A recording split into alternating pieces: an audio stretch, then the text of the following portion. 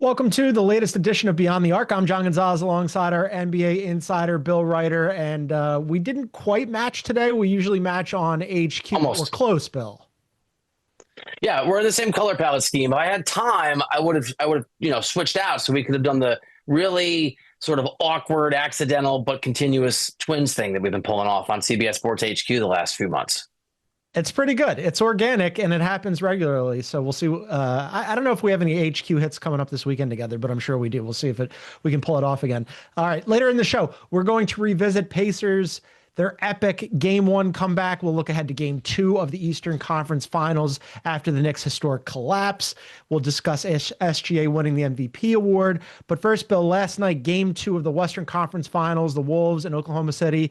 Slightly better for the Wolves. I guess we could discuss their progress in air quotes, but Oklahoma City ends up winning that game again.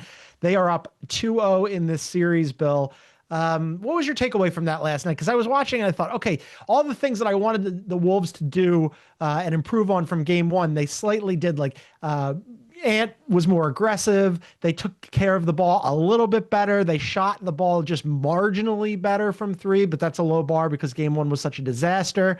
The bench was better, and yet still that third quarter, Oklahoma City put their foot on the gas, and that was all she wrote.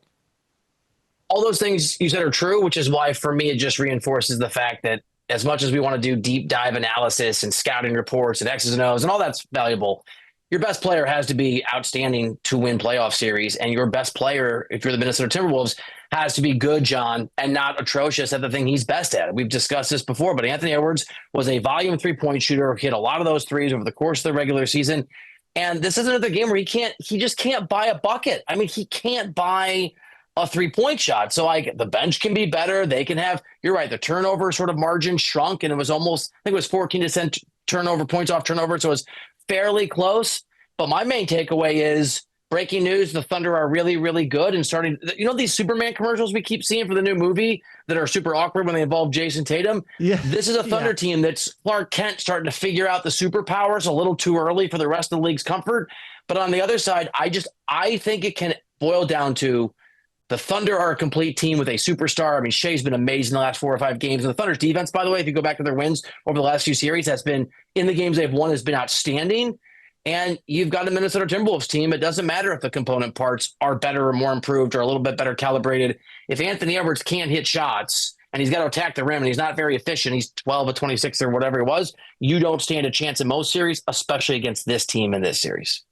Yeah, SGA has been fantastic. He went for 38 last night. He was super efficient again, 12 of 20 from the floor, 13 of 15 from the line. Just as a brief aside, I discussed this with Sam the other night on the YouTube post-game show. He's not a huge fan of what some people have termed the foul grifting of SGA. I find it that he's he's sort of a practitioner of the basketball dark arts in the same mold as James Harden back when James Harden was hunting fouls all the time. I think it is a skill set, and I don't begrudge him that, and he's really good at it. But where do you fall on it? I think you're both right and you're both wrong is where I fall. I mean, look, we're all competitive human beings and you take the advantage that you're given. But the fact that the officials, and it's not just him, Jalen Brunson too, right? The Magruder films that are out there now, these guys taking arms and creating fake fouls and flopping. I mean, it is egregious and it is obnoxious and I don't love it as a fan, but I'm not mad at Shea. If the officials are going to let him get away with it, he's going to take it every single time. So I guess I would agree with both of you. It's a dark art. Good for him for perfecting it. I would love to see the officials put a stop to it and let this guy get officiated the way that everyone else does. For me, John, he's too good to be given the benefit of multiple shots at the free throw line that he probably hasn't earned.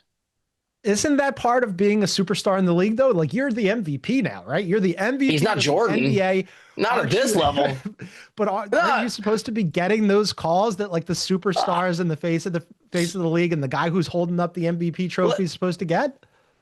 Let's swap out those for all the calls all the time. I mean, look, no. I mean, the answer to your question is no. And by the way, he's won an MVP. That's awesome. That's extraordinary. He deserves it. Do I think that means that he should be good for an extra 7 points per game he hasn't earned in a conference finals? No, I probably would go on the other side of that argument. I could understand how the Wolves are super frustrated with that because some of the fouls are a little chintzy, a little ticky tack. But again, just the way that he maneuvers his body, I mean, he's always under control and he's just so skilled at getting you, like getting the defender on his hip and then feeling contact. And the second that he senses contact, he's getting that foul call going up into the air, scooping up under an arm. I mean, so are Brazilian soccer players. So are Brazilian soccer players, but it's still, look, there's a line here. And again, like, I think you're making the right point in that if you're going to get the call, you're going to take the call. You're going to take every advantage you can get. But I just think as a casual, I know you are too, and just watching this, right? I'm not rooting for anybody. It's to the point where I'm rolling my eyes too often rather than just enjoying the majesty of this guy's basketball. So if I'm the NBA, I'm probably clamping down a little bit on it because it's just, I think it's unnecessary and I think it's a little glaring now. You touched on something there about just enjoying this series as a neutral. Independent of SGA's foul hunting, this has not been a great series. I thought it was going to be, Bill. I was excited for this series. I thought that the Wolves were uniquely positioned to really give Oklahoma City a fight. You had Joker. I mean, I guess that really just speaks to the greatness of Joker, that he took that team to 7 games against Oklahoma City. That's clearly through the first 2 games against the Wolves, infinitely better than this Wolves team. I just thought with their 8 guys, it's not 9, 10, 11 guys that Oklahoma City plays, but they play their 8 guys consistently. They're big, they're physical, they're athletic. They've got a superstar in Ant that I thought could match SGA's energy. And none of that has been true. I mean, Bill, I'm like staring at the box score last night and putting the show together. And I'm like, and just what we talked about when we opened the show, I'm trying to convince myself that having 14 turnovers in game 2 and allowing 22 points represents improvement from game 1 when they had 19 turnovers and allowed 31 points off of them. And like, I'm squinting at it going, oh, well, they shot 28% from 3. That's a little bit better, right? None of this equals, oh, okay, I feel good about the Wolves in the 3rd game. And it doesn't make me feel good about, as a neutral, as you were mentioning, watching this series, because so far it's been a dud. Oh, it's been an absolute dud. But look, obviously the easy call right now is the Thunder are going to win this thing and they're the dominant team and they look markedly better. And that's probably the right conclusion. And I know you know this, it can be a long series. If the Timberwolves win game 3, if Minnesota makes it 2-1, there will be a narrative shift and a momentum shift and our things changing. So yes, you're absolutely right. I guess like I'm not sure the glass is half full, John, but maybe it's 1/5 full with the hope of filling it up a little more if you're a Timberwolves fan or supporter or just want a long series. Anthony Edwards made one of his 9 threes last night and he hasn't shot well. He's capable of doing that. So yes, but there is a world where this series turns around. I don't want to write it off quite yet. And I don't want to write off the idea that the Timberwolves can actually create some interesting basketball. So we are watching some of the games on the Western Conference side. I know the East has been different, where it's not a snooze fest and hard to explain to your kids why you enjoy the sport so much.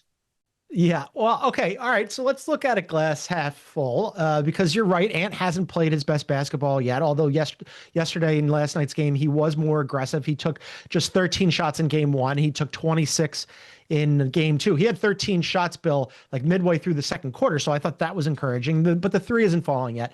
So if I'm looking at this from the Wolves perspective, I guess I could talk myself into, okay, Ant hasn't shot the ball well yet. Julius Randle finally had a clunker in game 2. He's been excellent all postseason long. Maybe they get both. Let me throw this at you and see what you think about it. Maybe they get both of them to play well in the same game. Maybe Jaden McDaniels was good as well in game 2. I know it's a radical idea. The bench, maybe they get some of those guys to contribute all at the same time here. None of these guys have been in unison through the first 2 games. So I could envision a world in game 3, crowd behind you in Minnesota, where all of a sudden, okay, you've got some energy going. And we've seen Oklahoma City at times not play its best basketball on the road in this postseason. I'm trying to convince myself here, and the Wolves. I know you are. By the way, you're being way too nice to Anthony Edwards. I mean, he was 12 of 26. He hit 1 of his 9 threes. I'm glad he was aggressive too, but I don't need you to be Russell Westbrook when it's bad Russ aggressive. It's implicit in the sort of conversation. You have to make those shots. Ant taking shots shouldn't be some revelation, right? I mean, and you're right. Yeah. He did not, he sort of hid from the game a little bit, it felt like, or was just really passive in game 1. So this is an improvement, but it's just, I don't understand, and I haven't seen a good explanation. I've asked people, they have not given me a good explanation, why Anthony Edwards has had so many shooting nights where it's just been an absolute dud, where he almost cannot make or bite a basket. I mean, he looks like, no disrespect to Angel Reese shooting 3-point shots out there. I mean, which is obviously not what she does. I mean, So yeah, glass half full is that I know that Anthony Edwards can play at that level. And if there's a game 3 or there's games 3 through 7 where Ant comes out and to your point, he's hunting his shot, he's being aggressive, he's attacking the rim, he's taking 26 shots. Oh, and instead of making one of his 9 threes, he's making even 3 or 4 of his 9 3-point shots. I think the game can feel different, and I think it can lift sort of the competitive reality for this Timberwolves team. But if your best player is not going to play well, and he has not played well in this series, maybe in distinct ways in games 1 or 2, but Ant has been bad for a star, and you're playing a team that has the MVP who's dropping 38 points, and Jalen Williams figured it out. Oh, and the Thunder defense, which was amazing in the regular season, has been remarkable. You have absolutely no chance. So the glass half full for me is Ant hasn't shown up yet. Not really, and I think he can. I think he will. Are we not giving enough credit though to Oklahoma City's defense because they've been so good at contesting shots? Like Brad made this point last night on HQ, and I thought it was really smart. It's not that the Wolves haven't gotten shots; they've gotten shots up. They put up 39 3-pointers last night, 51 in game 1, Bill. But they're all contested. I mean, Oklahoma City is pretty much fine with you shooting whatever shot you're going to shoot, but they're going to make it difficult for you once you get to your spot to get it off. So Oklahoma, I mean, like I think about Jalen Williams making second team all defense, Lou Dort making all defense. You've got SGA who's good at both ends of the floor, Chet and Hartenstein, Caruso. They just have so many different guys. Kason Wallace is a luxury for them. Are we not giving enough credit to Oklahoma City making it difficult on the Wolves? There was a play last night, Bill, where Julius Randle caught the ball in the paint and it looked like he had an easy layup. Dante DiVincenzo threw a beautiful entry pass to him, and I'm like, okay, you're going to get Julius Randle. And all of a sudden, Lou Dort flew in from the weak side, stripped him, and there they go running the other way for a fast break and more points off of turnovers. They're really difficult to crack. Yeah, so if credit has not been properly delivered from me or this show, here you go, Oklahoma City Thunder, FedEx delivery for you. Here is the credit. Your defense is amazing. I just think if you're the Timberwolves, distinction without a difference. I mean, this isn't tiddlywinks. This isn't some random what is the in-season tournament? The NBA Cup. It's not an NBA Cup group stage game in October. It's the conference finals. The other team is supposed to be good at defense. And you're right. The Thunder are really deep, and they are remarkable defensively, and they can switch everything, and they're incredibly athletic, and they're going to make life hard on you. Guess what? That's why a superstar has to be a superstar. And so, yes, you are 100% correct. The Thunder deserve a ton of credit. I just think that if you want to be one of the best players in the world, and I think Anthony Edwards can be that, and you aspire to be a face or forget face of the league, a dominant force in the NBA for a long time, and he can do that, and you like to go out there and say the old timers weren't that good, they don't understand, they wouldn't have been able to thrive in this era, which he's done. I mean, if you're Anthony Edwards and all the things that sort of has been true and has been promised, hey, man, I don't care if the defense is hard. Play better, hit more shots, take over the game. It's your job, not Dante DiVincenzo's job to do that. Play better, take over the game. This is good advice. We're going to take a quick break, and on the other side, we'll have some more advice for the Wolves. Take a look at how they could potentially get back in. How they could potentially get back into the series, what some adjustments that Chris Finch could possibly make. And then, Bill, I have a solution potentially here that involves one Jaden McDaniels. We'll discuss that on the other side. This is Beyond the Arc on CBS Sports Network.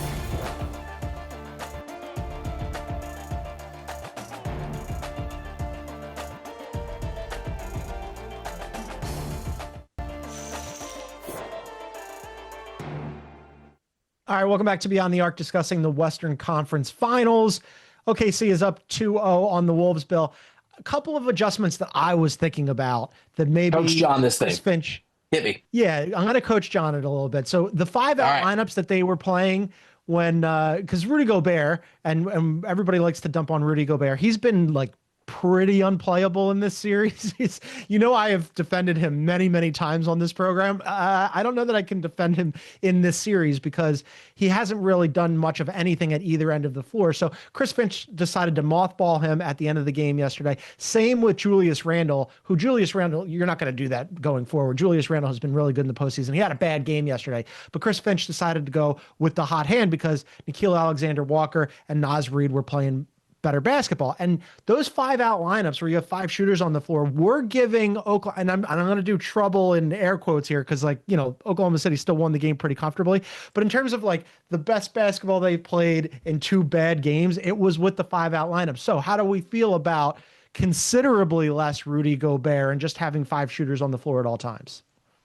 So I saw the same thing you saw. I'm trying really hard not to take a shot at Rudy Gobert, and I'm always here. I'm willing to just lean into and listen to the Rudy Gobert hate, which I don't even sure if I buy into it. I just find it really amusing. And you're probably right. I just think again, you got it handed to you in Oklahoma City. You barely. I mean, didn't they score in the 80s in Game 1? I mean, Oklahoma City's defense has been extra. I think it was 88 points in Game 1 and 103 last night. So you're not scoring enough. And you noted this earlier. The Thunder are great. They're great. They're really good at home. And there might be some vulnerability on the road. And we don't really know why Denver was able to take them to 7 games. But I think a much less challenging basketball team. And the Nuggets obviously pushed the Thunder. My point is, I think I would just not overreact right away. I think at least for Game 3, first game at home, I wouldn't make any massive changes to what got me here early on. And if the game starts to get away from you, there are moments when poor Rudy looks like he does not belong in the NBA. I think they're few and far between, and the malice is sort of overstated. But yes, if that pops up again and it's not working, you can give him the hook and you can mothball him earlier in the game. But I would probably stick with what's gotten you here, at least in the first home game, and see if the basketball feels different. And again, I'm going to keep going back to this. There's a lot of things going on. Anthony Edwards made 40% of his threes and took the most of anybody in the NBA this year. He can't make a three. He can't buy a three. And so like, that corrects itself. Guys get more comfortable. You start scoring. You're not pressing as much. If you make life easy for that Thunder defense, you're done. So all of that to say this, I would probably not make any changes, at least at the start of Game 3, and see what happens at home. I think that's rational, and I think that's reasonable.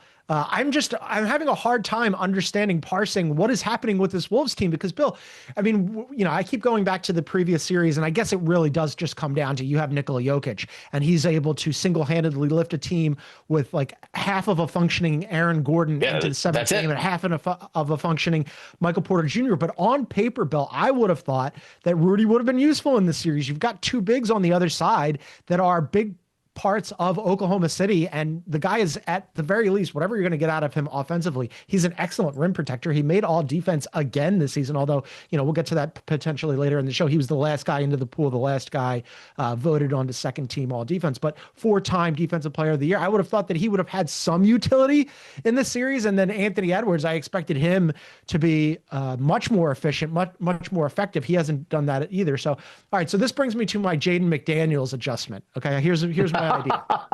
Okay. All right. So Jaden McDaniels at the end of the game, I'm sure you saw this, everybody was talking about it afterwards, put a really hard foul on SGA. And he was asked about it afterwards. And here's what he said. He said, "I just wanted to foul him real hard. I wasn't even mad. I had fouls to use." So clearly they had enough of what we talked about earlier in the show, of SGA getting these foul calls and getting to the line, that he didn't think, and that the Wolves didn't think merited getting to the line and having a foul call. So Jaden McDaniels pulled an old school, hardcore playoff foul on him. Bill, if there's one thing that people have knocked Oklahoma City for in the past and this season, it's that they're not exactly big, strong, and tough, right? Well, you know who is big, strong, and tough? The Wolves. They're gigantic. They're physical. I say more of what Jaden McDaniels did. Rough these guys up a little bit. If SGA is going to get to the line anyway, put a beating on them. Make it I agree. Make it 90s basketball. Lean into your strengths. And by the way, Rudy Gobert, whatever you think of Rudy Gobert, wherever you're watching right now on CBS Sports Network, you may think he's awful. He's a big dude. He can foul guys. He can use his body and be aggressive. I agree. Make him feel you. Make it be a little bit of pain. And it's a little late in the game for that. I think after Game 1, no secret that SGA was going to go foul hunting on a regular basis. And the thing is, the Thunder aren't big and physical, but they're so good defensively that there's got to be some kind of response. I on that, Coach John, 100% cosign. I'm in. Yeah. Give me the petition. And by the way, I don't think you should play dirty basketball, but I think you can go up to the line. I think it's okay for guys to be a little sore going into the next game, to get knocked to the ground, to have a little trepidation when they go up to shoot and or pretend that. The other thing is SGA does pretend that he's fouled. That's fine. We've talked about it. Good for him. But if you're going to pretend that you get fouled, you should, when you do get fouled twice as hard to make up for the ghost fouls that were out there. I love that idea.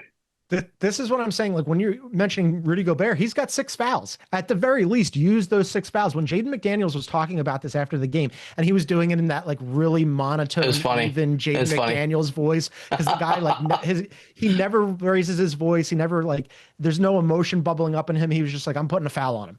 And I thought that like the light bulb went off for me, and I'm like, oh, okay, yeah. Why don't you dirty this series up a little bit? Because what does Oklahoma City want to do? They want to turn you over, and they want to get out and run on the fast break, right? And they want to create points off of those turnovers. And even when they can't create points off of the turnovers, they want to get out and run. And last night, Bill, their 3-point shot wasn't falling either. What did they shoot last night from three? Just 27% from three? But they were lethal inside the arc. And I thought every time they got into the paint, like the Wolves have a good defense. And again, they have big bodies, but they weren't physical last night at all. And once Oklahoma City got inside the arc, when their shots weren't falling, when they were driving into the paint, when they were driving in the lane, trying to get those 2-pointers, they were basically like uncontested shots. Like, put a body on these dudes. You and I need a line to Chris Finch. We need to be in that room. Put this little thought, like a little inception idea for him. Yeah, I mean that's and you're right. You bring up a good point. One of the Timberwolves' advantages are they are bigger, they are longer, they are stronger, they are taller. It's the NBA, and the Thunder have done a great job in the paint and just like getting and playing downhill, attacking the rim. Make it hurt, make it physical, make it and you already said this, but if they're gonna go to the free throw line every time somebody hurts their feelings, maybe hurt them without being dirty a little bit, just actually in real life physically. I 100% co-sign. We'll get this to Finch. Somebody in the production room, get this to Chris Finch. Get this to Chris Finch. You and I have been advocates on behalf of the modern style of the NBA. There are other media members and colleagues who think that the game isn't as good as it used to be. And you and I have said, no, it is. And then here we are now, all of a sudden we're inside the NBA. We're Shaq and Charles talking about how it needs to be 90s basketball and they need to play more physically. I mean, the Timberwolves are being officiated as if it's 2025 basketball. The Thunder are being evaluated as if it's basketball meets flag football, right? I mean, you're not allowed to actually physically get to grab. There is a discrepancy, I think, in how the game's been officiated, and you have come up with a solution, and I'm here for it. We've come up with a solution. Let's do it. All right, we're going to take another quick break, and then on the other side, we're going to get to the Eastern Conference Finals. That game 1 was a classic. We'll review that, and we'll preview game 2. That's coming up. This is Beyond the Arc. Don't go anywhere. CBS Sports Network.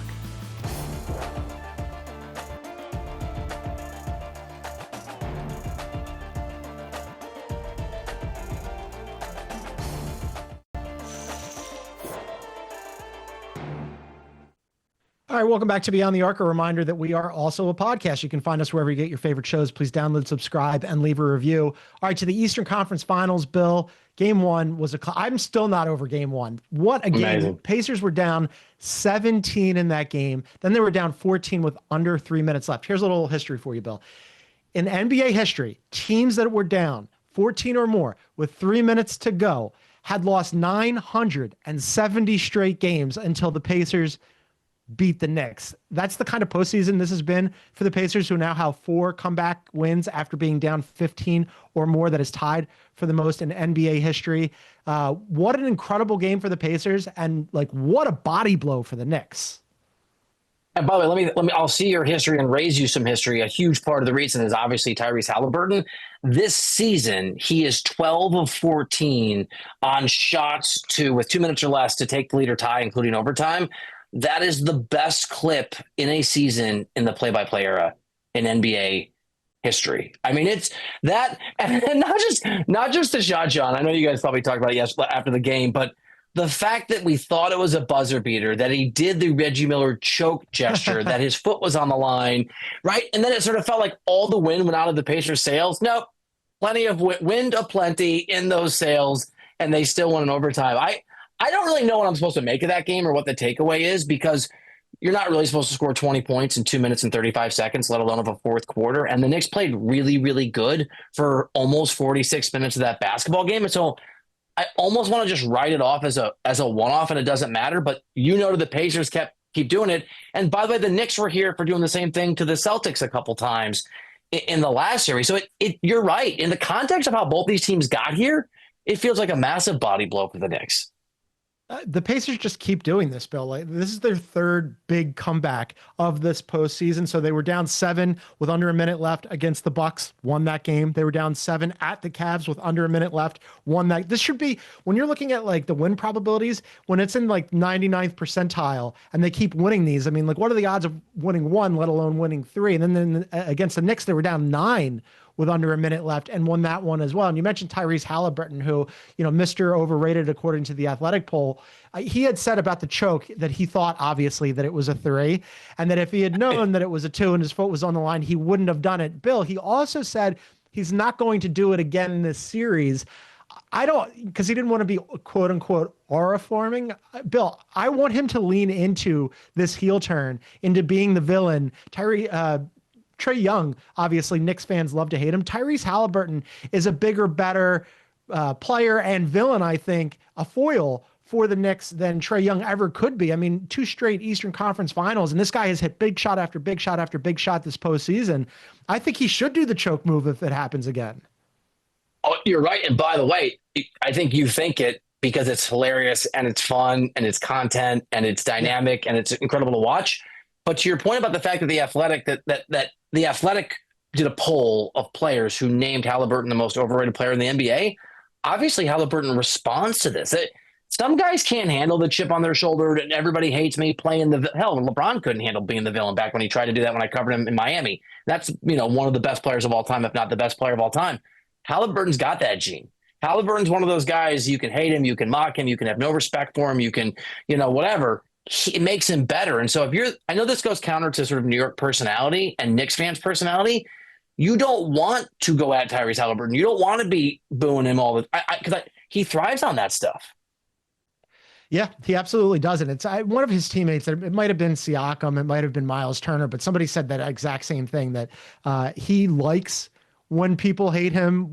He did you, I know you're not a wrestling guy, but there was, I believe it was like Monday Night Raw or something in MSG where he came out along with Logan Paul, who is also not beloved by a lot of people. And he had this storyline where he and Logan Paul were up against Jalen Brunson. And I forget who Jalen Brunson was teamed up with, but it got a huge pop. LA Knight, thank you for getting in my ear to tell me that very important information. I saw it. But it would be the equivalent of me watching an opera in Mandarin that people were weeping and clapping for. I'm sure it would be amazing. I did not understand what was actually happening. So yes, I'm glad you explained it because you're right. Professional fictional wrestling is not a language I understand, but to everyone who loves it, it's not in your, it's not generally. I just missed it growing up. Review there. Yeah, but it was him leaning into it. My whole point here is this: he's got a lane here, and I think he should stay in it. All right, so about the Pacers in Game 1, Bill. Obviously, Haliburton was part of the reason why they won that game, but Aaron Nesmith going supernova in that game where he had 30 points. He was 8 of 9 from deep. He had a massive fourth quarter. We had 19 points and 5 straight threes.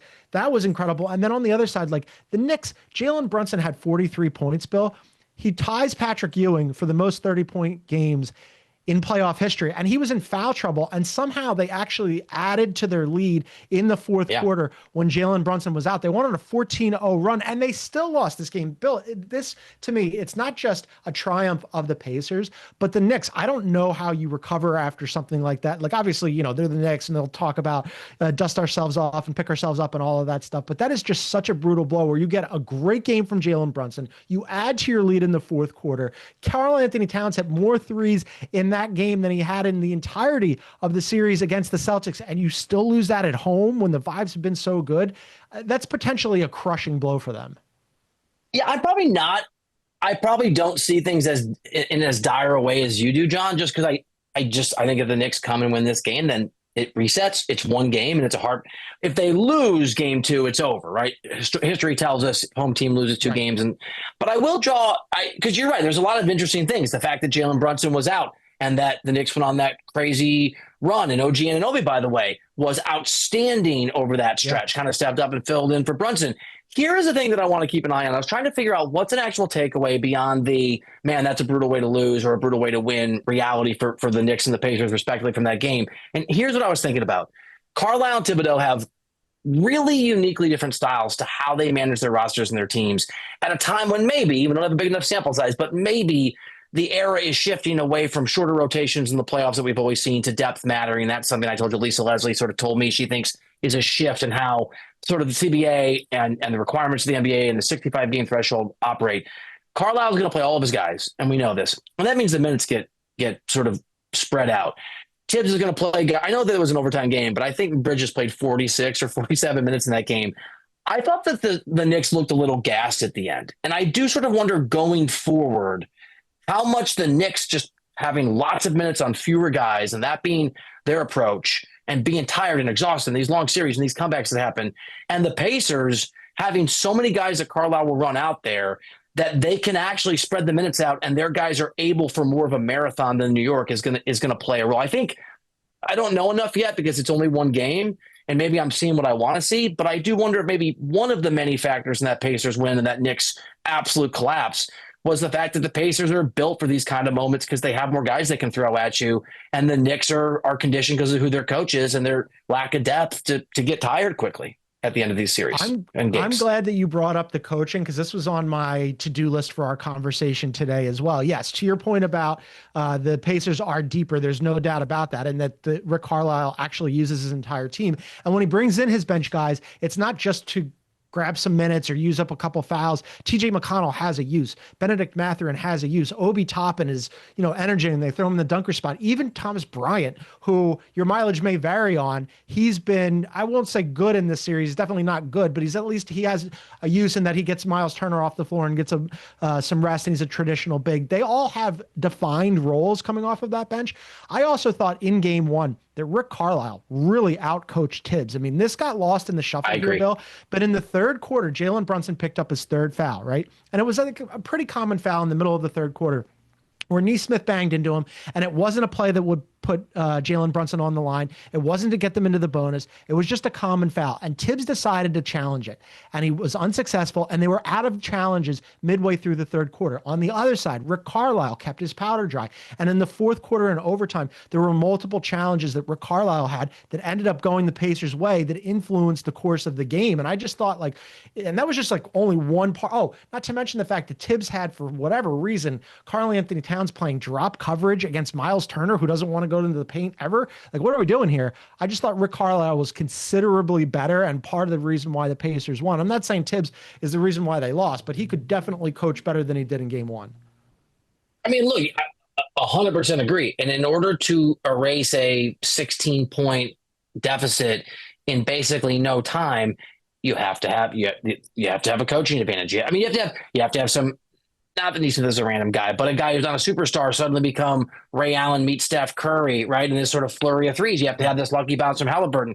And that's why I have trouble sort of drawing the right conclusion here, because the Knicks should have won that game. In every way, the Knicks should have won that basketball game. And in most sort of, you run this of 10,000 times, how many times did that shot by Haliburton even go in? So it's just hard. I don't know whether that's a one-off or not, and if it is a one-off, John, whether it breaks the Knicks' spirit, which is possible, or they just rebound, come in, win at the Garden, and are off and running. I am so uncertain on what is a really compelling but hard-to-read series, even still for me. All right, well, you know what? Let's talk that through. We'll take a quick break, and then on the other side, Game 2 tonight at MSG, we'll discuss what the Knicks have to do, whether or not they can get up off the mat, the odds for tonight's game, all of that on the other side. This is Beyond the Arc on CBS Sports Network.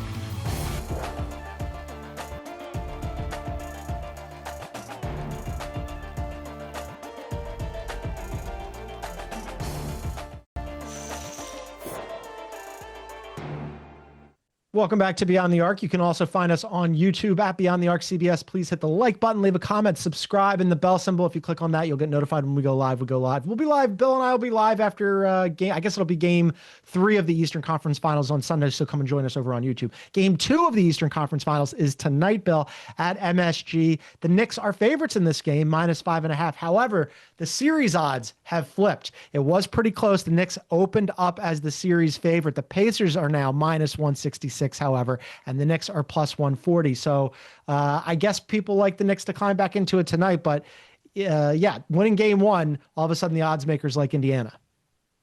I mean, it makes sense, right? It was basically close anyway, and Indiana steals that game. I just said that you may ask me who I'm going to take, and I'll give you an answer. No idea. No idea what's going to happen in this game. Because, by the way, if you're New York and you're up 21 points in the early part of the third quarter, game on. Game is still on. It's a bizarre. The Pacers are a really fun, weird team to try to get your arms around. What do you think that the vibes and the energy will be like at MSG tonight? Because previously, they beat the Celtics in Game 6. Everybody's out on the street. We were talking about it. Timothy Chalamet is running all over the city. They're pulling him out of a car on Instagram. Everybody's bing-bonging all over New York and having a great time. I was watching. Bing-bonging. They are. It's a verb. And, the crowd.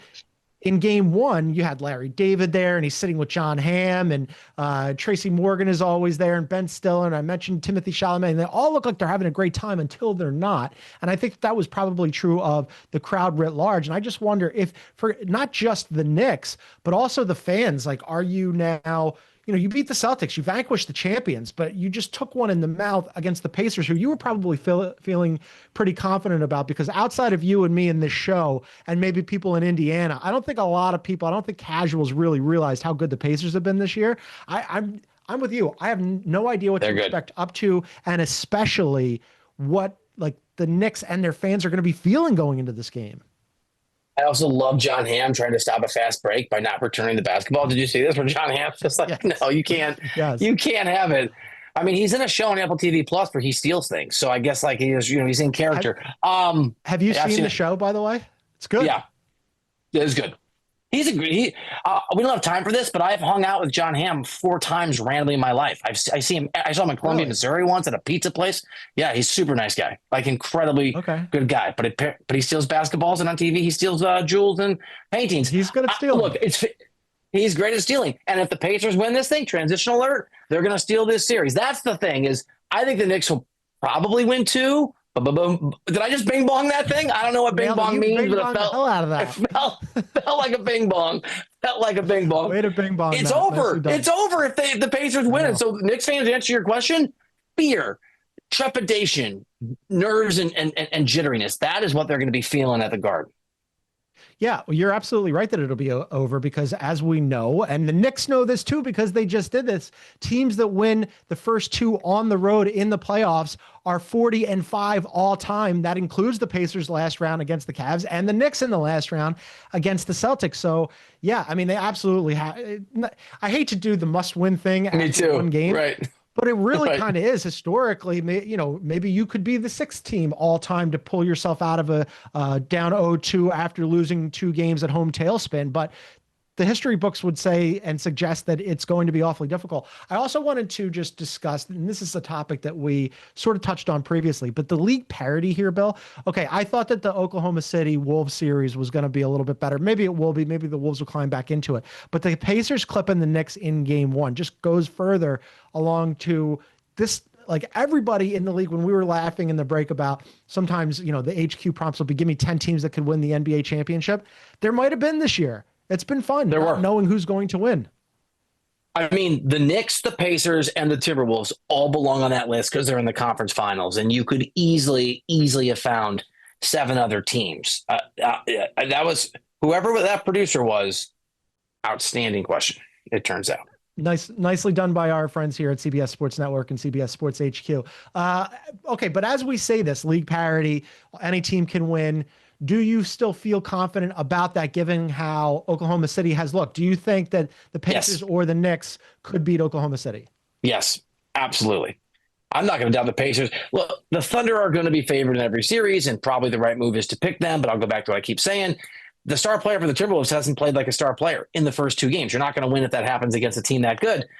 Yeah, honestly, I would want to play the Pacers if I was the Thunder. Their pace of play, their depth, the fact that they're going to be healthy for that reason, that Haliburton is literally the most clutch player this year in the history of the NBA by one measurement. Yes, they're not favored, but this is not a done deal by any stretch of the imagination for Oklahoma City. OKC and the Pacers would be a tremendous basketball series. It would also be Adam Silver in the league office's nightmare because of the too small. Right now, the biggest Knicks fan in all of New York is the commissioner of the NBA, Adam Silver. Let's take a quick break and then one more break. And then on the other side, the MVP vote. We didn't talk about that yet, Bill. And also the all defensive teams came out. We'll discuss who made it and then some of the snubs. That's coming up. This is Beyond the Arc on CBS Sports Network.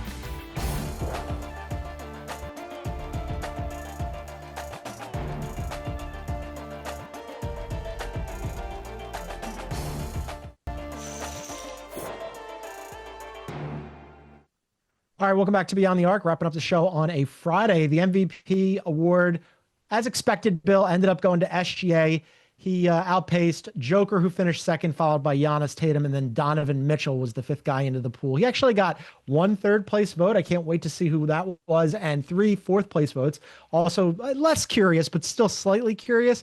But for SGA, we anticipated that he would win. I believe you voted for Joker, though, right?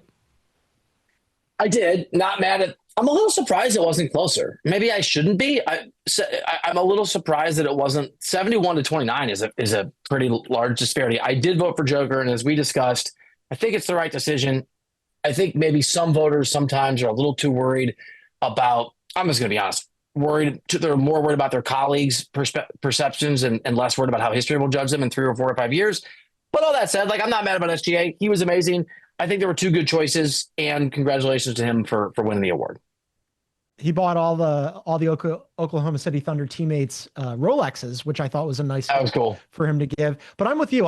Look, I'm not mad about SGA winning it. He's had a fantastic season. He's the best player on the best team. But I thought Michael Malone nailed it when he said that if you put both of their stats on paper without labeling them, you would pick Joker 10 times out of 10. That's how ridiculous his numbers were this season.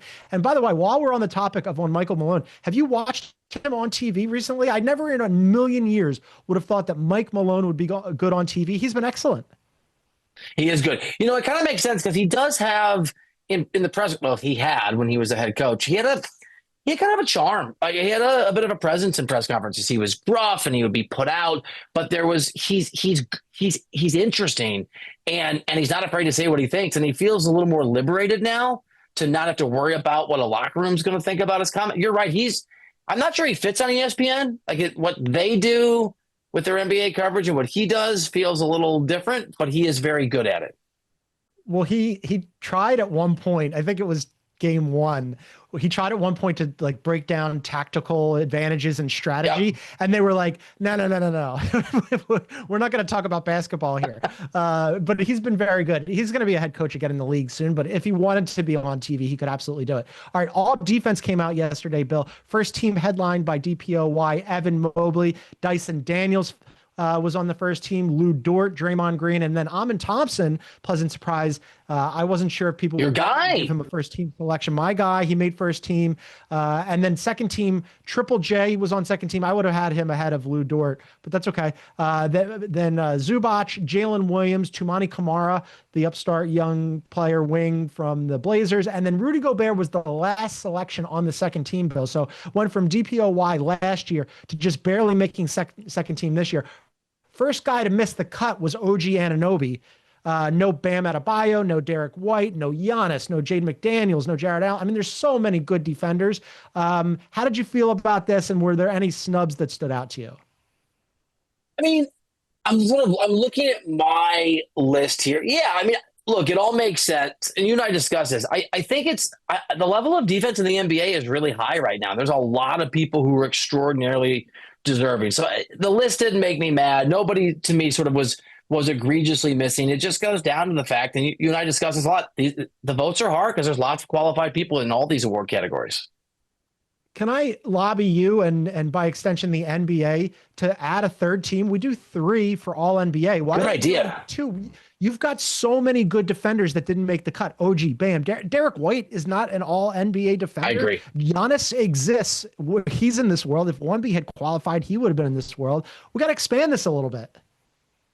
You know what? Second time, Coach John, co-sign. I'm in. I'll sign the petition. All right, I'll get that together in my free time. That's going to do it for us today. Bill and I are going to be back at it on Sunday night, live on YouTube following Game 3 of the Knicks and the Pacers. You can find us at Beyond the Arc CBS on YouTube or by scanning that QR code you see on your screen right now. But for now, for our NBA insider, Bill Ryder, I'm John Gonzalez. Thanks for tuning in, everybody. Have a great weekend.